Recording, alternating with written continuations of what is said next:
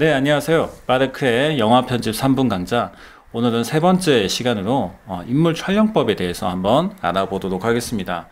자, 인물 촬영법이지만 사실 공간에 대한 어떤 이야기를 하려고 합니다. 한 프레임 안에 인물과 그리고 또 공간, 이것을 어떻게 두는가, 여기에 대한 그런 방법들을 한번 살펴보려고 하는데요. 첫 번째로 살펴볼 개념은 이 헤드룸이라는 개념에 대해서 한번 알아보겠습니다.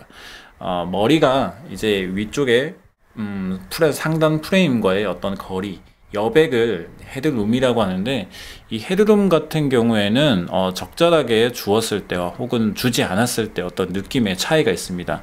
너무 이 헤드룸이 넓은 경우에는 좀 비어 보인다, 그러니까 좀 허전해 보인다, 그런 느낌이 또 있을 수도 있고요. 혹은 이 헤드룸을 아예 없앴을 경우에는 머리가 이제 프레임 위에 붙어 있는 듯한, 마치 붙어 있는 듯한 그런 느낌을 또 주기 때문에 적절한 헤드룸을 주는 것이 필요합니다. 그래서 뭐 인터뷰나 혹은 또 정석적인 화면을 촬영해야 하는 경우에는 이 헤드룸을 적절하게 또 주기도 합니다. 하지만 좀 인물을 근접해서 클로즈업해서 잡거나 이럴 때는 헤드룸이 좀 없는 경우도 있긴 있어요. 그래도 정석적인 화면 연출에 있어서는 이 헤드룸을 준다는 것을 좀 아셨으면 좋겠습니다. 자, 그 다음 머리가 있으면 또 발끝이 있잖아요. 이 발끝에 어떤 공간을 두는 것을 풋룸이라고 합니다. 그래서 보통 헤드룸의 2분의 1 정도가 좋고요. 만약에 풀샷을 잡을 경우에 이 발끝이 이 하단 프레임에 닿는 경우가 있는데, 어느 정도 이 하단 프레임과 이 발끝이 조금 이 공간이 좀 있으면 좀 더 안정적인 화면을 잡을 수가 있습니다.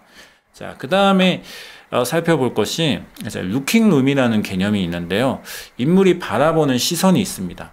예, 인물이 바라보는 시선이 있는데 그쪽을 향해서 더욱 공간을 많이 두는 연출, 그리고 이것을 루킹룸이라고 하는데, 제시된 이 사진에서도 인물이 왼쪽을 보고 있죠. 그래서 이 왼쪽에 더 많은 공간을 두고 있고, 상대적으로 오른쪽 같은 경우에는 공간을 좀 적게 두고 있는 것을 볼 수가 있습니다. 화면을 안정적으로 잡기 위해서 이런 루킹룸을 또 잡기도 합니다. 하지만 이런 루킹룸이 연출 과정에서 좀 생략이 되거나 혹은 좀 그 반대로 가는 경우들이 있어요. 어떤 경우들이 있냐면, 좀 뭔가 답답한 상황, 인물이 지금 처해 있는 상황이 그렇게 썩 정상적이라고 볼 수 없는 그런 상황에서는 이렇게 루킹룸을 무시해서 조금 반대로 이렇게 두기도 합니다. 본 이미지도 역시 인물인 왼쪽을 보고 있지만 사실 오른쪽에 더 많은 공간을 두고 있죠. 그래서 보는 시청자들에게는 조금 답답하고 약간은 불안정해 보이는 화면을 보이면서 동시에 인물의 어떤 그 내면 심리 상태도 역시 이렇게 보여주고 있다는 것을 알 수가 있습니다. 자, 그 다음은 이제 멈춰져 있는 인물이 아니고 이제는 뭔가 움직이는 것에 대한 이야기입니다. 움직이는 방향에 대해서 좀 더 그쪽을 공간을 많이 두는 것을 이제 리드 룸이라고 해요. 그래서 인물의 어떤 진행 방향과 또 프레임의 끝에 가장자리 부분에 공간을 리드 룸이라고 합니다. 그래서 뭐 어떤 걷는다거나 또 뛴다거나 혹은 자동차 이동 수단을 타고 뭐 어떤 움직임이 있는 장면을 촬영을 할 때 이 리드 룸을 고려를 해서 카메라 촬영을 해야겠죠.